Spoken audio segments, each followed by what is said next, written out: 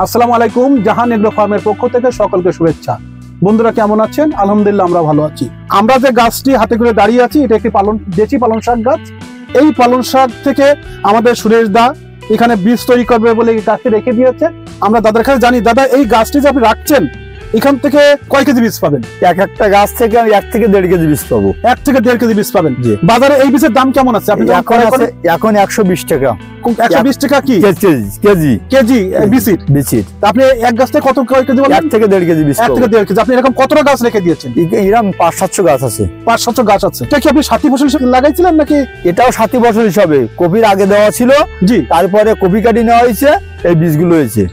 সম্মানিত দর্শক, কিছুটা দেখতে পুঁইশাকের বীজের মতো মনে হলেও এটা পুঁইশাকের বীজ না, এটা হচ্ছে দেশি পালং শাকের বীজ। সুরেশ দা, আপনি যে এই গাছটা পালং শাক, তো আপনি অনেক পালং শাক লাগিয়েছিলেন, এই পালং শাকটা আপনি কেন চুজ করলেন? আমি তো সাধারণত সাথী ফসল হিসাবে একটার ভিতরে একটা লাগাতেই থাকি। জি জি। এখন এটা পালং শাক ছিল প্রথম, তারপরে আপনি ফুলকপি লাগাইছিলাম, পালং শাকের ফুলকপির ভিতরে বেগুন দেখতেছেন, এটা রাখা হয়েছে বীজ। জি, এই বীজ আমি একটা গাছ থেকে বাজারে বিক্রি করে 10 টাকা পাতাম একটা গাছ। জি জি। কিন্তু এই একটা গাছ থেকে আমি 150 টাকা পাবো বীজ। যখন আমার বীজ সংগ্রহ করে বীজ বাজারে বিক্রি করব, আমি নিজের খেতে লাগাবো এবং আমার গ্রামের কৃষকদের মাঝে দেবো, বাইরে আমি বিক্রি করতে পারি, এতে আমি অনেক টাকা লাভবান হবে, আমরা খুব ভালো থাকবো।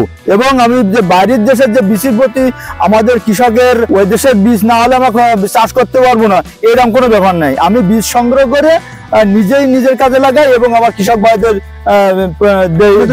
সরবরাহ করি, তাতে আমারও কিছু পয়সা আসে এবং আমার দেশি ভাইরাও কিছু উপকার পান। সময় মতন বীজটা হয়ে যায়। গাছ আপনি সংরক্ষণ করতে এর জন্য বাড়তি কোনো যত্ন নেওয়ার দরকার? এটা কোনো বাড়তি যত্ন নেই, সামান্য একটু সেচ আর সামান্য যেমন তেমন একটু ছত্রাকনাশক স্প্রে করলে হয়ে যায়। এই বীজগুলো যখন উঠবে, তো যখন পেকে যাবে, এইগুলো নিয়ে আপনার আর কোনো প্রসেসিং এর দরকার আছে? এইগুলো নিয়ে আমি বাসায় নিয়ে যাব, শুকাইয়ে নিয়ে যে বাসায় নিয়ে, যেমন আপনার ধান গুলো ঝাড়া হয় কি বাড়ি দেওয়া হয়, ওইরকম ভাবে বের করতে হয়।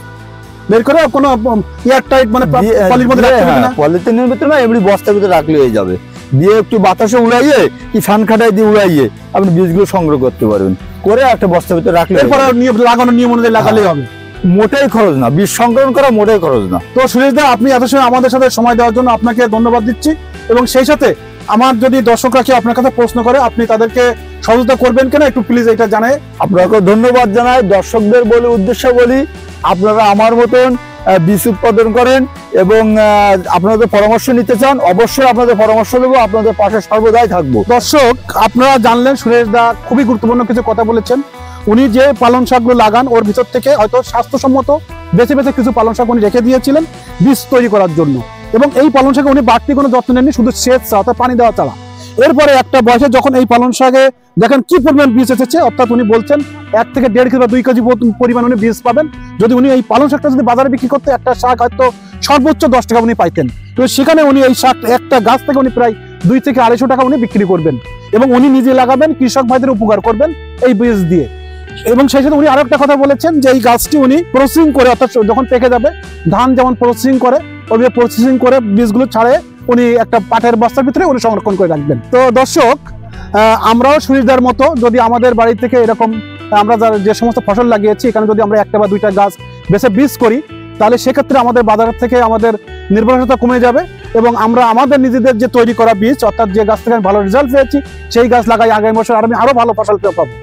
এই যদি আমরা এইগুলো ফলো করি, তাহলে সেক্ষেত্রে আমাদের কৃষি সম্প্রসারণ আরো বেড়ে যাবে। তো সকলকে ধন্যবাদ দিয়ে আজকে আমরা শেষ করছি। আল্লাহ হাফেজ।